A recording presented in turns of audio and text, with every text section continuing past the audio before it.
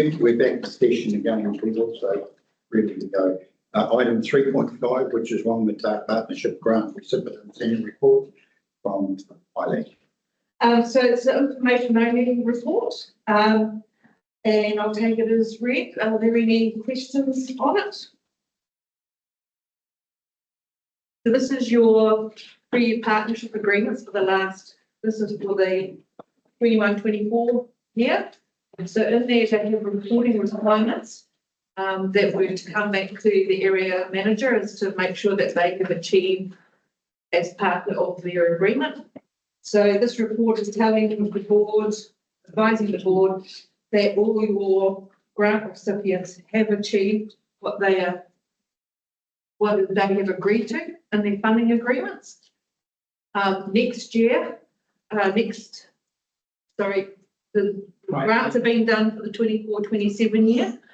They started on the 1st of July. Those 3-year agreements stipulate that the groups actually come to the board, report to the board. Good, Chair. Yep. Eileen, we happy with the reports? Yeah. No issues that we should know about? No issues with any of them at all. Thank you. It's good. Eileen, has there been a further council stuff on the whole grant thing yet, or is that still in progress? So that's draft. Rose will be able to speak to that because Rose has produced the draft. Good. So you recall we had a workshop in July, I think it was, and we received your feedback on the draft. You'll recall there were 6 different categories, and the new updated version with all the feedback has been almost finished, and that will be reported to council in early 2025. Or Does the community board get to see it before it's approved? Like say at the February meeting or something? Or no, it'll just go to the council. If you recall from the workshop, we had 6 different types of grants, so we just took all the feedback. Quite a challenging one we've got libraries. Yeah. That was quite a challenging one to work through. But just briefly, quickly, Rose, it's about looking at whether we go contestable or not. Is that right? Some of them already are contestable. Yeah. For example, although not budgeted, we do have a local community board contestable fund, but it's not budgeted in the LTP, but it has been previously. We've got the discretionary, which is not contestable. We've got a district events fund, which is contestable. So it depends on the category as to whether or not it's contestable. And what about pools? You think about taking the pools out and putting in their own budget? The pools are, if you think about pools in Whangamatā, Whitianga and Coromandel, they are facilities that people have access to. And the only pool that the council provides is the 1 in 10. So they're part of a network of facilities. And therefore, what they're actually providing is more of a service than like they're providing a service to the community. So we've looked at that a lot and had a lot of discussion about services. What is a service provider versus the grant? So a grant is for buying buying uniforms, buying bits and bobs that the community buy. It could be traffic management for an event, expenses related to an event. Whereas we've got a lot of groups in the district that are providing our council with a service that at some point in the past the council has agreed, decided that it wants.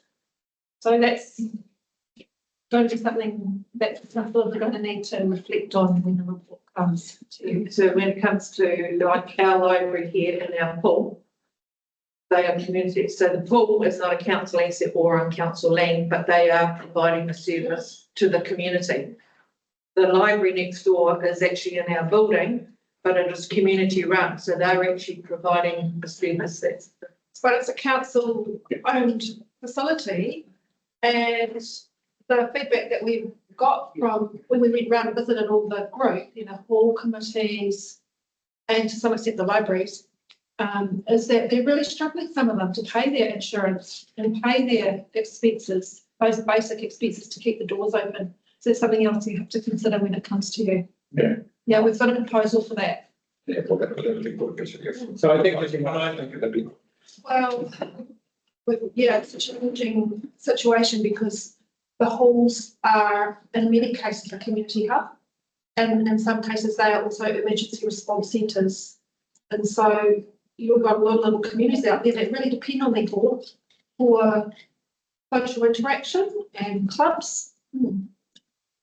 My just final point is that I look at the mountain bike park we give a grant to, $10,000, and the local assets around town, which is service-based. That I split the difference between those two is one's a grant, one's a service. So, Yeah, Would it be start thinking about, yeah. would it be the only man's swimming pool? Is that, That's the only one, that's a private complex. they That is private, okay, privately owned. get a key to it. So when you buy there, I think you become. We can buy a key to it. So there's no funding agreements with them. They are a private enterprise. do I know that they are looking at, they're coming asking for some roofing for the, Sort of community called such an assistant. So for groups like that, Helen wasn't earlier, but she's running the community funding workshops and they start in February. So what we've been suggesting is that if groups are interested in participating, whereby they might have a project or something that they want to raise money for, is that a representative or two come along to the funding workshops and the theories next year, and they learn about there is to know from Jenny Devlin from Funding HQ around funding applications, sponsorship, and seeking support for their initiative or their project.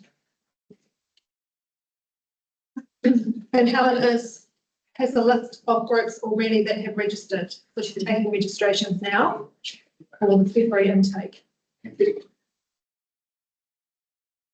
okay, so we've got origination in relation to receiving the Whangamatā Partnership Grant Recipients Annual Report for 23-24, dated the 4th of November. Can I have a move and a second to that? Yeah. Thank you. And all in favour? Carry on. Thank you. Next one. Is there action schedule?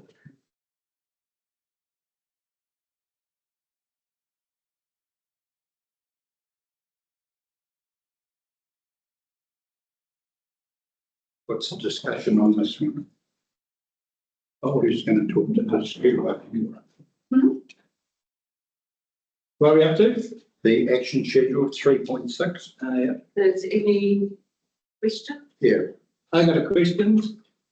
We passed a motion at the meeting and seconded for the chief executive to look into short-term land accommodation around Whangamatā. We've had no report back through the meetings or discussions on this, as am I right or incorrect? We did do that, and that would have been on to council. That was at least 1 or 2 community board meetings ago.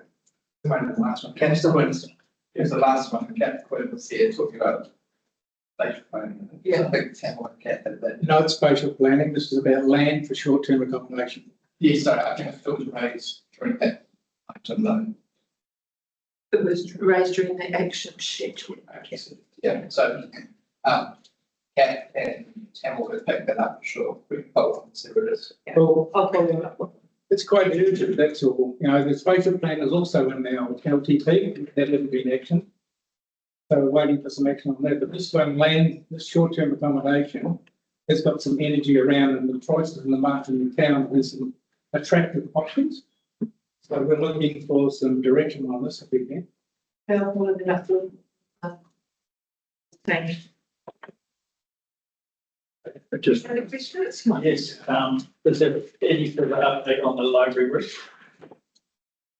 No, the last update that we had is what I sent to the board. And that was the full report from Steve about the ground conditions, the roof and everything else. So that was sent to the board. They leave the roof, experienced significant issues with the multiple leaks in the roof. Whangamatā Library Office, Library and area office buildings. Fortunately, it looks to be not a simple or cheap fix to remedy properly. We've engaged various contractors to assess the roof, and it seems the majority of the issues with the leaks were in the overall design. So from my understanding from talking with the property team, that's a lot to do with internal guttering that these buildings have, as well as the information centre. So is someone taking it further? So Steve Green from Property Management is handling all of that. I can follow up with him whereabouts we're getting to, but basically what he said here, until they get to a design finalised, they will just be patching up the leaks that we have. And so to get a design finalised, that hasn't been approved or instigated yet? I'm not sure, but I can follow up with the property team. And the next question I have is, there's been a discussion about a roading team look at forming a traffic management unit. So that was a month ago. Has there been any action by the roading team to look at that yet? So through the chair, I can just comment that it's still a work in progress, and as soon as we have something to report, we'll be in contact with them. Just in relation to 3.1 on the floor renewal, the mezzanine floor shows here that it is completed. It's been, we were asking you about that before, so. The point there is that this is patient, if the CapEx report says it's going to be done in the next 2 months. So. Yeah, well, as you pointed out today, we're behind in that CapEx, and that's a bad. It has been completed because I know it's a safety factor. Yeah, and that's the last time. I'll go down the hall tomorrow, make sure that it's. No. Steve is actually here now, if we want to just, Steve, the leaking roof, whereabouts are we with the? I thought it might come up. You have me to talk about it now? Yeah. Yeah, so I think last comes up was around the kind of review, kind of started halfway through, I guess, reviewing what had been done. So geotech engineering would have been instigated because there was concerns around slumping outside the library and cracks and all sorts of stuff. That sort of proved to be unfruitful. Ground conditions seemed fairly as we'd expect. The architects that were engaged with my predecessor brought their design to a concept design phase, haven't taken it any further. I've sort of gone back and questioned the rationale around what's the issue with the existing roof, and what would you require to get it to a weather-tight and reasonable, fair and tidy state. So that's where I'm going to investigate first before we go down the track of going into a detailed design of a whole new design roof. I want to make sure that there's actually rationale to do that. With the understanding that could be quite an expensive undertaking. So I've got to the concept design, put a hold on that, and just getting a condition assessment on the current roof, what would be required. It's mainly the internal guttering, as I understand it. Some might be replacing some abuse line, some steel box section, internal gutters. So that might be the best way forward in terms of short-term fix before we too far down the track of redesigning the whole roof, which might not necessarily be required.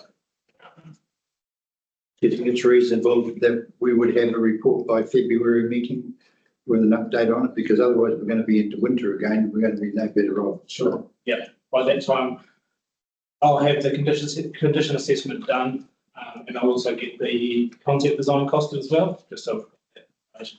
Yeah. Appreciate it. Thank you very much. Any further questions on that? Just a quick one through the chair. I don't know if it's the same. You're not doing the toilets out here, though, is it? How does it work? Not anymore. It's just that's a $600,000 deal, and it's going up to tender now. I thought they had that tender in place months ago. Yes, so do I. I can't believe it's going up. That would be $700,000. So anyway, not cheap. So it's all labels in the show on that. Any further discussion on the action schedule? One more. Yeah. The hall. Our memorial hall isn't been a request. Have you had a request come through about the air conditioning? I was listening in and I just followed up with most of those things in my team would say, what's going to the air conditioning say? Thank you. Didn't come up and ask if it was a mistake. Okay, thank you. Can I have a mover and a seconder, please, for the actions scheduled? Neil and. Yeah, thank you. All in favour, say aye. Aye. Carry, thank you. Just a verbal report from me in relation to the chairpersons from item 3.7. With the closing of 2024 year, I wish to acknowledge the work that has been undertaken to rectify stormwater problems within Whangamatā. Extensive planning and remedial work is underway. I'm aware that the reports on possible flooding have caused some concerns to residents. Hopefully the work will be undertaken between now and 2027 and will rectify a large amount of their concerns. It is great to see that the new dump station is finally up and running, and the timing could not have been better with the old one just holding on long enough. There have been some good achievements during the year, and that is to the credit of the Governance Committee, Ariana, Dean Allen, Donna Rawa, Elaine Hoppin, Becky Lacey, and the South Eastern Councillors Terry Walker and Gary Gottlieb, the committee board members Neil Evans, Mark Drury, and particularly Dennis Beaver, who as Deputy Chair has taken up the slack when my health wasn't good. As we enter 2025, I urge you to consider the elections in October and how best your residents can be represented. In closing, I wish you all a very safe and happy Christmas and spent with your loved ones and friends. Thank you. Somebody, I move my report be accepted and I have a second. Thank you. Yes.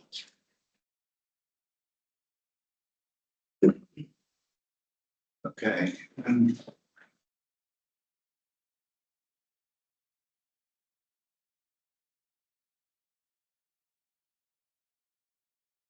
So we have a public excluded now.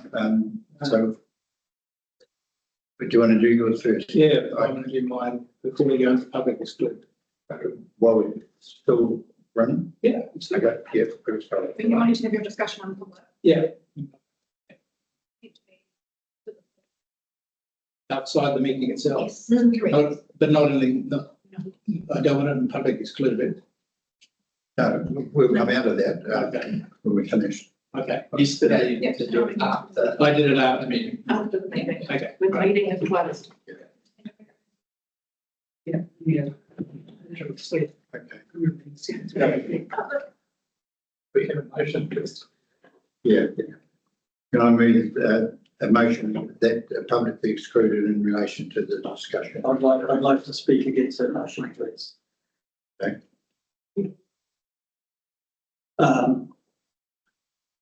The Local Government Official Information and Meetings Act provides under Section 5 that there should be a principle of availability. Information shall be made available unless there's good reason for withholding it.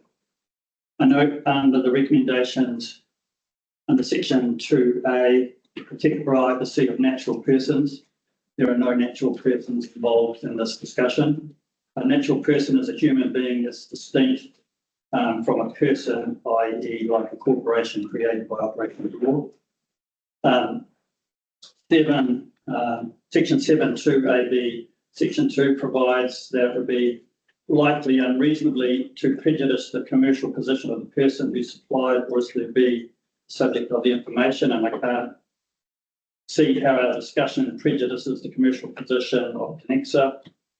Else, Section 48 has to say that there has to be good reason for withholding the disclosure of information, and Section 7(2)F, subparagraph 1, withholding of information is necessary to maintain the effective conduct of public affairs through the free and frank expression of opinions by or between or to members of officers or employees of a local authority.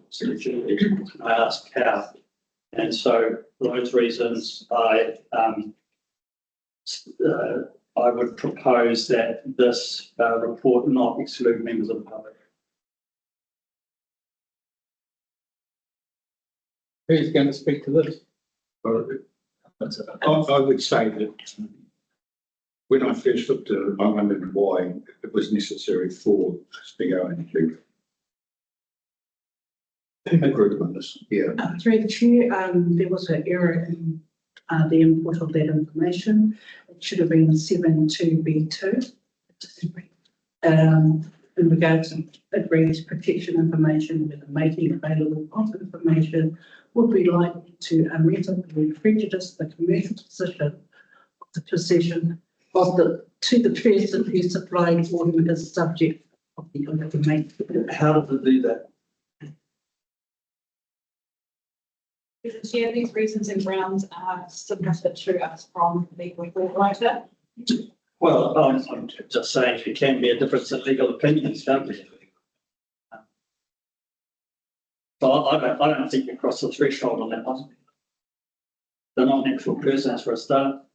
Well, just through the chair, my colleague said that was a typo. Oh, yeah, sorry. No, it's 7.2B2. But I'd like unreasonably prejudiced commercial aspect. But how does it unreasonably prejudice commercial position of the person who's supplying the information? Through the chair, it sounds like staff are comfortable for it to be in public as long as we've people with questions that might be around costs around the lease. So that's your call. The staff recommend it to be in public excluded, just in case your questioning went down. Commercial things around the lease. Yes, but how really, in the greater scheme of things, is that prejudicial, even if you were to raise the amount that we're talking about? Yeah, we might not account for that right now. It's quite common for our lease reports to be public excluded. It's something we do afterwards for the purpose of this report. I guess that's the advice from staff to have the public. If we keep it on question price deals. But all the differences in the lease between the companies.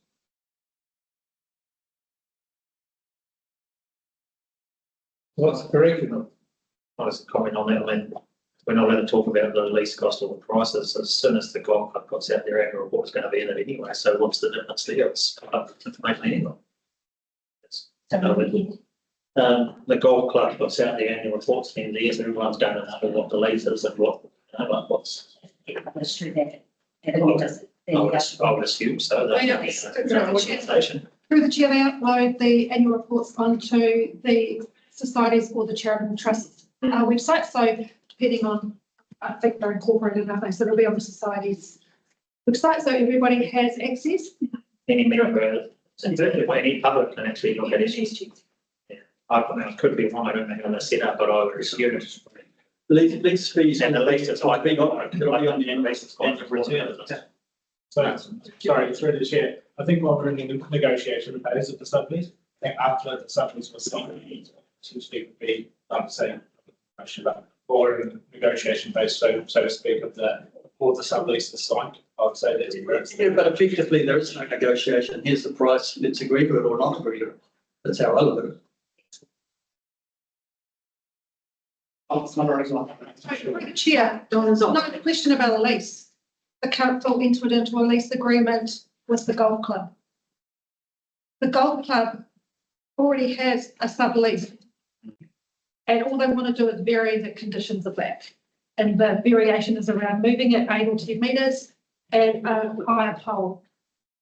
I think there's some clauses within that sublease that talk about council can have input. It's affecting piece of land as it's on for the reserve.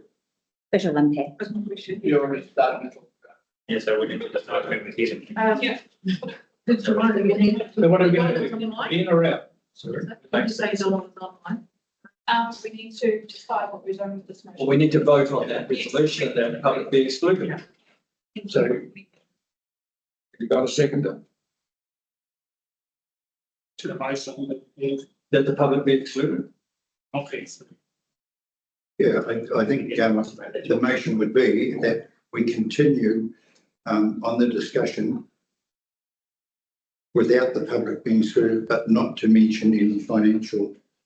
No, I think what we're doing is we have to vote to go into public excluded. If we don't vote to go into it, we stay in public. We have a choice to do that. Yeah. So if you don't get a motion to move from public, excluded, you're in public. Mr. Chair, who moved the? No, I put it into public exclusion. No, I started with that and then Neil. I wanted to speak about. We want to discuss. Yes, we need to. It's for them. So at this stage, then the motion is, do we go into private discussion? We've asked for it, we don't get a move in a second, it's not. Yeah. So have I got a mover and a seconder to do that? I haven't, right, so therefore it doesn't go. Now, do we ask that any discussion is not included in financial? Well, I don't know, I think you were saying you're in the middle of negotiation here. You find it's going to be conflicting, I think it's that. Up to you. Isn't it being concluded? I've read See, all this information. yeah. And I've been given other stuff from officers and people. It's concluded. The, Reached the deal. Not at the head of the end. between Connexa and the golf club, they have reached an agreement Yeah. of how much and where exactly the new pole's going to go. But however, it hasn't been signed off by council as yet, but, you know, obviously because we're here to bring it to you first. So, Were you here this morning when I asked the question? yes, I was. Well, I just use one word, process. Mm. Process has not been followed. And I can go into some detail if I like. But I can tell you that just in your report, you referred to council staff made a recommendation for co-location primaries to reduce the impact on reserve. Under the Act, the primary purpose of a recreation reserve is to provide areas for recreation and sporting activities and not for the provision of space for utilities. In addition, the second tower does not align with the objective and policy of section 8.2 of the Thames Coromandel General Policy Reserve Management Plan, which states the location of any network utility infrastructure on reserves is strongly discouraged. Now, we might even have to go back to the original one, but the end result is see they want to change it and having looked at the process without going into too much detail, but the fact that the community engagement process was carried out by the people who were having the contract. And the council just abdicated its responsibilities, passed them off and said, we've donated 5 parties. And we now see with the picking, all these people, we didn't see anything at all. So if you want to continue on the basis that there's a breach of process, and I just looked at that, what I was given this morning, that on the a request was made, Lachlan Happy responded to Bronwyn, the lawyer.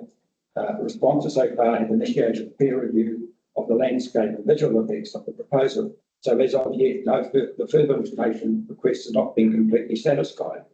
This is still being completed once it's finalised, and a copy will be placed on the consent tracker system. Now that is on the 13th of November. On the 23rd of November, which is Saturday, a request was made again. What's the responses? And that's when, in fact, the photograph was sent. It's my understanding. That is, and the people now have seen all signed the petition. And if you seriously want to continue without properly doing the process, I'm very uncomfortable. Very uncomfortable. It's not uncommon for Connexa to do all the engagement and take all the engagement with the community. Well, if you're correct. You're not an expert in reserve act law. No, not an expert. No. However, So through the chair, we do have a reserve management plan for this reserve, and council has mentioned the policies. There is already an existing footprint, and so this is about moving the footprint and putting some more Sure. stuff on But it. there needed to be consultation, and there wasn't. It's quite evidenced by this document here. I noted a few names of people I know. They're pretty senior in the community, and they're locals. They didn't even know about it. So it's not been done. Process has not been followed. I'm just having to look and see who the lawyer is from, and she's a King's Counsel. And she'll have your guts for breakfast. I suppose there's 2 avenues to look at here. There's the variation of the lease, which is what we're looking at today, and there's the RMA process as well, which looks at and considers the impact. They are intermingled, and you can't have one without the other, and you haven't done the process. If you want me to keep going for one more I can raise, but quite frankly, it's clear to me, we need to go back and get it done properly. Dennis, you want to? Sorry, my one question, you pointed out about the consultation done by Connexa is quite a normal thing. Is that a normal thing when it would be on council land or when it's on different land? Like, I'm just assuming that it's more on reserve land or council owned land or any land where it affects the neighbours. so the affected parties are then contacted by the contractor putting it in. Is that a normal process on our council land reserves normally, or is it just for a sublet? This is the first case I've had to deal with it, and they've undertaken to do that consultation. The feeling we get from the public this morning is that they feel like they haven't consulted enough. I pointed out this morning that if they've done letterbox drop, who knows how many even have letterboxes. So I'm the same. I think the public may need more notification on more input in some way. I'm not sure whether we do that through the council or Connexa has to do some sort of other process. And have we seen any replies from any public through to Connexa, or was there nothing? No, not through to us, apart from the one person that had actually engaged an environmental lawyer and therefore affected the application for resource consent and section 92, I think, where they asked for more information about that. Us as one person got it, isn't it? So us as a council at the moment, we stand to say that Connecta's sent in their 85 letters, but we haven't seen any response. Have we asked them for feedback or response from Connexa so that we can say to our public, someone's done some sort of consultation, or is it just going off their word that they've sent them out? They did send us updates. I took them at their word that they had undertaken this consultation, but because it's to their benefit to get people on side. It's also to the benefit to say that you're saying you've done it. I'm just trying to think from the public are going to probably say to us as elected members about the process that has been undertaken by the council and whether we're doing it right or wrong. I don't know the answer to this. Yeah, and saying that is there is an existing council approved tower there at the present time. Quite a different. It is quite a different tower. Yes. I think that's the question. It's fundamentally different. So I'd like to propose a resolution that this matter be referred back to proper consultation. Mr. Chair, before you put that, could I just provide some clarity? Because I think although the two issues might be intertwined, they are different. So the resource consent that they've applied for is not a board decision. It's a staff decision. The staff, as we heard this morning, haven't got to the decision around notification. So they haven't even got to that stage yet. So they're in 92, which is that they're requesting further information. Council staff at section 95 will determine whether that's limited notified or whether they're happy. So we're not even at that point, and council would undertake at that point. That's the resource consent consultation. Connexa, in preparing the application, have likely pulled together what they've done in their pre-consultation. So staff have made that decision, and it's a staff decision, not a board one. Before you is that decision around the lease, and I believe that is a board decision. That's why we're bringing it here, and that would be akin to, I guess, like the owner's permission. So even if a resource consent was granted, they couldn't undertake the work unless the lease has said, as the owner of the property, that we're comfortable for that to happen. So, so there are a few things to you. You could not grant the lease variation. I imagine that's an option in the report. And Through the chair, not recommend the council. yeah. So as a council decision. Okay, so you're recommending council. So they could be granted a resource consent, but not get the lease variation and not be able to give effect to the resource consent. That's something that does happen. You could grant them, or the council could grant them the variation to the lease, but they could fail on the resource consent. So they are intertwined, like Gary said, but what's before you is the leasing matter, not the resource consent matter, which is where the consultation could or may or may not come into play. So I get that now. yeah, Just to clarify, we're looking at the lease and the wording here. So the only thing we're having to make a decision on whether we're happy to the new location, 8 metres away. Yeah, I haven't read it like Or it that. was in their report. The block. So that's really down. Yeah, and so if you don't want to approve that, that's, or if you don't want to recommend to council to approve that, that's within your ability. I think that will be in the report as an option. Or in your options, yeah. Through the chair. So I've been through several of these at council, and they've got their own legislation, haven't they? But they can go and put it out on the roadside and meet the criteria, don't even ask council about whether they do it or not, they can do it. But because it's on our land, there is an obligation for them to communicate. And I hear what Gary's saying about the process. Yeah, But if they move it outside the boundaries and they put it there, there's no benefit to the club at all. But they move it back, if they're on the side, there's a benefit to the club. So this is about looking at something that you either accept or not accept, and the benefit to the club. So that's the discussion here, because I've already had an existing tower there, but this is bringing 3 cell tower. three providers together in one. Instead of having 3. Under their own legislation too, they can actually upgrade the existing tower as long as they stay within the footprint. They don't need council approval for that. So they could have upped it 5 metres. However, Trying to build it into one. And I think that was a request across the country to not have a whole lot of cell phone towers. They actually worked together, and Connexa came to the party and said, we can put these groups together on one tower and not having 3 fights over the land and things like that. So, yeah, so it's a decision that I think process that maybe been still in the process. Maybe that needs to follow. Well, I just quite want to think one thing from, just unfortunately, they both called Chris is from inside and Chris, the other Chris is from the principal planner, but one Chris goes back and says Connexa have fairly reluctantly agreed to do an initial viewpoint discussed from Malona, but not the other ones. Photos need to be retaken at a specific real up FILA distance and properly inserted by a qualified person to get them accurate, which is quite expensive. I didn't want to do that. I think one view, pouting willfully reflect, I don't know what pouting willfully reflect means, what the visual difference from permitted will look like 3 metre shot chairs. So that's the sort of gibberish we've been dealing with, and push to Chris. Donna's online, wishes to speak. It's Donna. Kia ora board. I'm just listening with interest to the conversation.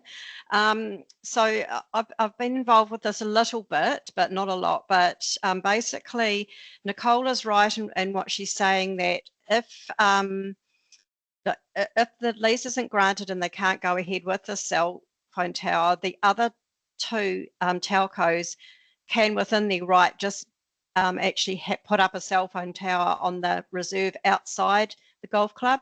The reason why they're wanting to stick with the golf club is because that's where they get the best coverage from all their work that they've done. That's where they get the best coverage in Whangamatā. The reasoning why we thought it was going to be better to go with that one tower visually than end up having the one tower that's still there at the moment on the golf course, but then have another one right outside. And we, you know, when you think about the community, I would say the community would be way more opposed to having several cell phone towers all up in the same area rather than the one. I don't know if that helps at all. Pure conjecture. Pure conjecture. Because Yep. I talked to a few people who said, we don't mind them being out of the road. We prefer to have our So they reserve. can put them in the spot where they are currently. No, all I'm saying is there has not been processed. We want to get a legal and sense it will be done. So I know what I'm recommending, that I have not to say. And I guess the other point that I just wanted to raise too is that that they could go through the process, and the recommendation from the community board is to not is that they recommend that council doesn't approve the lease. That's not necessarily going to stop council from approving it. So I just want to make that clear as well, because it's a council decision at the end of the day. So, sorry, is that a valid threat? Anyhow, with the community board, we will do what we want to do. Not at all, not at all. All I'm doing is just trying to give you all the facts so that you can make an informed decision, that's all. Thank you, Donna. Yeah, I just have another point to raise, and you've heard me speak before about peppercorn rents on places that do quite well, and I'm wondering if we're being asked to vary the lease, and I'm not going to mention amounts, but why would we not say this extra amount is going to the club? Why should half or more not go to council? Because, you know, we're struggling, we've got no money to give out to groups. Would we voluntarily give this large amount to a golf club? And if we wouldn't voluntarily give a large amount to a golf club, why not, in varying the lease, vary it so that the council gets some of that money? You can actually do that under the lease that the club has with council. If there's a sublease, you can actually request a review of the lease. That's what I'm saying. Yeah. However, what happened back in 2018/19 was that the club turned around and said, well, if you don't give us all the money, we won't have it on our golf course. So that meant that the connectivity that they were after at the time. Okay, but we've still got a negotiating tool because they are asking for a revised lease, aren't they? They're asking for a variation, so they're surrendering their existing footprint. Maybe through the chair. The golf club came and made a presentation to council from the long-term, credible and long-term plan to assist them in building a clubhouse. This is a money go round, but this way maybe we tell them to start funding their own. So. Yes, sorry to interrupt through the chair. Part of the agreement back in the original approval was that the club, on receiving the funds from Connexa or Spark, reinvested it in the reserve. So it's going to stay there for the benefit. Can I ask a question? This 100-metre drilling that went on for water, did that have a council consent? Because that required a consent.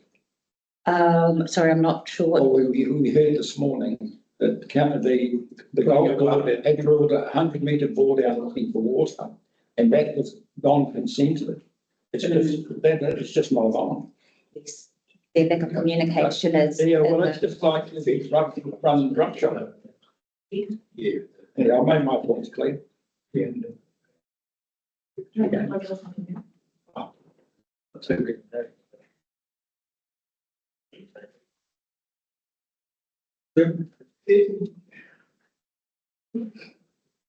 Anybody else have any comments?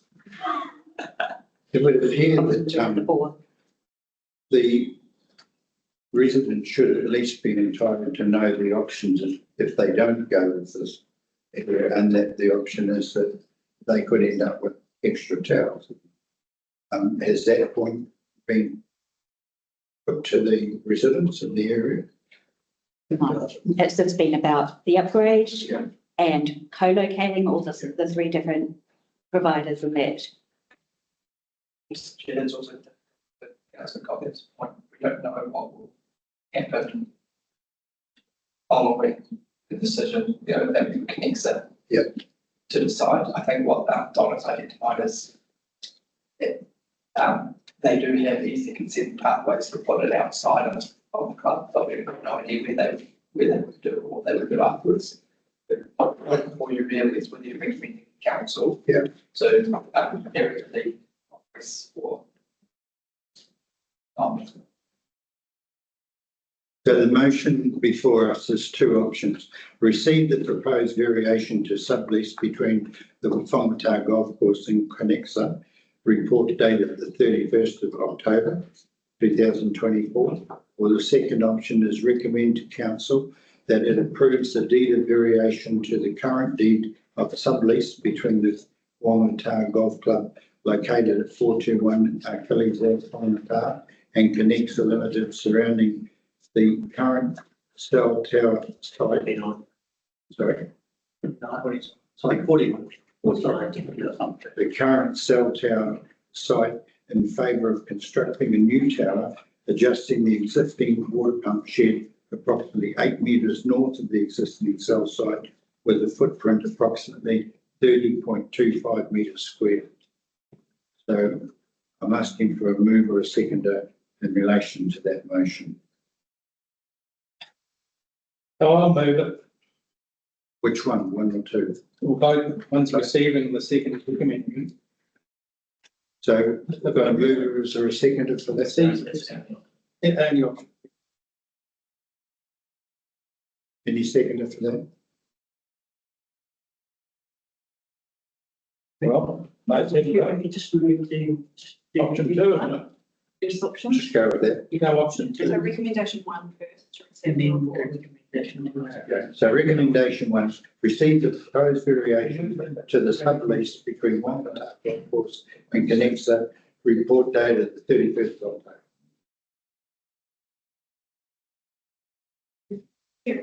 Are you moving that one? It's the first category. Option 1. Option 1. Option one is receive and option two is recommend. So option 1, they want it dealt with. Oh, yes, absolutely. So- Receive it, yes. So is there a seconder for option 1? Recommendation 1. Recommendation 1, Just to receive it. just receiving the report. Okay, Yeah, we're receiving the report. right. Now 2, Option two. Well, I actually moved it, so if there's no seconder, it's, I moved it.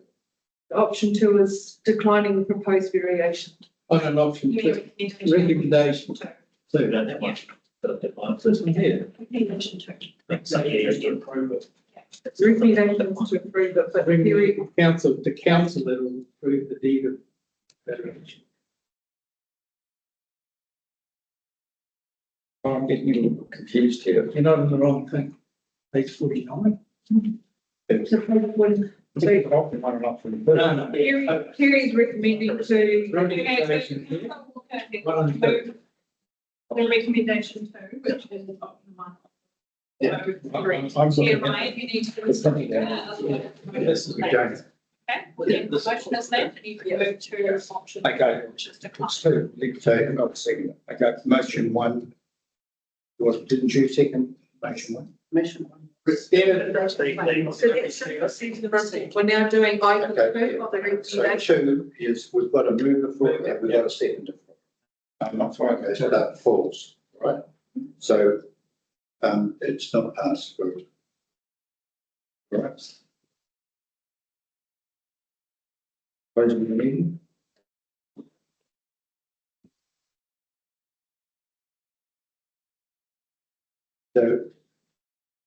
So do you want to make it clear that then that you're going to recommend to council that it declines the proposed variation? Option number 2, Somebody had to move it. decline the proposed variation to the connector current sublease. So have I got a seconder, got a mover for that? Can you repeat that, please? Approves option 2, declining the proposed variation to Connexa's current sublease.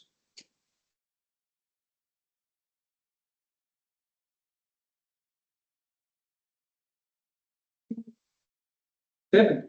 I'm sorry. what- Need a mover. I was sorry, Are we on page So this is 55? item 2 of the recommendation. Yes. So the first motion that was put This forward is was now- Kerry this- was recommending option 1, which was to approve the lease. How is That fell through. Option two, yeah. So now the second part I'll move is, option two. yeah, that's correct. Decline proposed variation. Seconder for option 2 to Gary, Neil. All in favour, say aye. Against, I'll make it recorded. you oppose it? Not your second. Donna, I think probably also, it's still evident that they need to get back and do the job properly. And let the people know what the options are and do proper consultation. And it would be good, it'd be good if we had someone who, maybe the council do it themselves, because looking at these exchanges, it's pretty wish-washy. Not common though, is it, through the chair, for the, common for the people providing the asset to do the consultation? That's the net. In lots of places, they pay for it for someone independent to do it. Well, I don't know if they paid somebody to do this one. Right. It's the people didn't do it for free and it sounded scary. Some of the language was very good. Donna's got a hand up to speak. Donna? Oh, no, it was okay. I just wasn't sure what, I was just going to make a suggestion, read the recommendation, but you've done it, so that's fine. It's really quite hard to hear online. Did you recommend that council declines the deed of variation? Is that where you ended up with? Yes. That's correct. Okay. Okay, cool. Thank you.